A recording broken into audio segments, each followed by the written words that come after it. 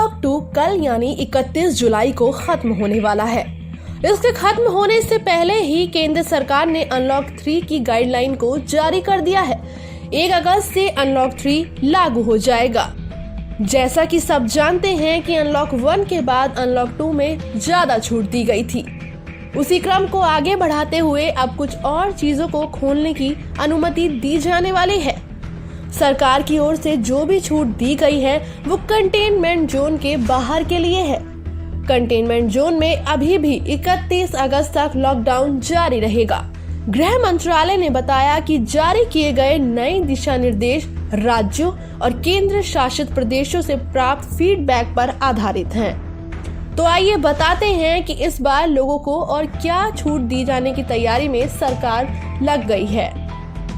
गृह मंत्रालय की ओर से जारी दिशा निर्देश के मुताबिक कोरोना वायरस के कारण 25 मार्च से लॉकडाउन के बाद से सरकार ने पहली बार योग संस्थानों और जिम को 5 अगस्त से खुलने की अनुमति दी है, जिसके लिए स्वास्थ्य मंत्रालय अलग से SOP जारी करेगा।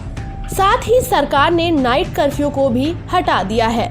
Metro rail, cinema hall, swimming pool, theatre, bar, auditorium, assembly hall पहले की तरह बंद रहेंगे। सरकार ने कहा है कि स्वतंत्रता दिवस के कार्यक्रम सोशल डिस्टेंसिंग के साथ किए जाएंगे। इसके अलावा अन्य स्वास्थ्य प्रोटोकॉल को फॉलो करना जरूरी होगा, जैसे मास्क पहनना। गृह मंत्रालय ने बताया कि राज्यों और केंद्र शासित प्रदेशों के साथ व्यापक चर्चा के बाद ये निर्णय लिया गया है कि स्कूल, कॉलेज और कोचिंग संस्थान 31 अगस्त तक बंद रहेंगे।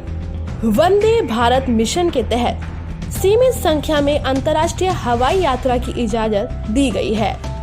गृह मंत्रालय की ओर से 65 साल से ज्यादा उम्र के लोग, बीमारी से जूझ रहे लोगों, गर्भवती महिलाओं और 10 साल से कम उम्र के बच्चों को घर में रहने की सलाह दी गई है।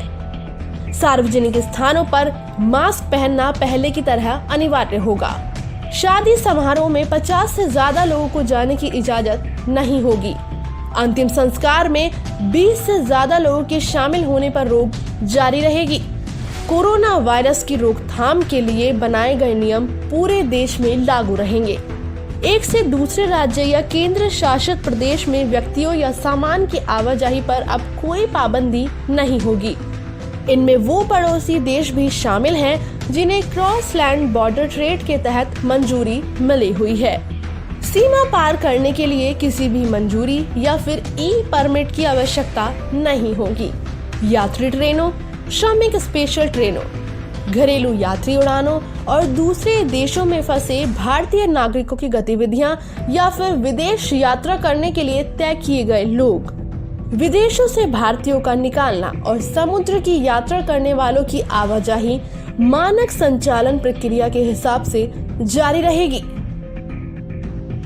ऐसी ही और जानकारी के लिए देखते रहिए ABM न्यूज।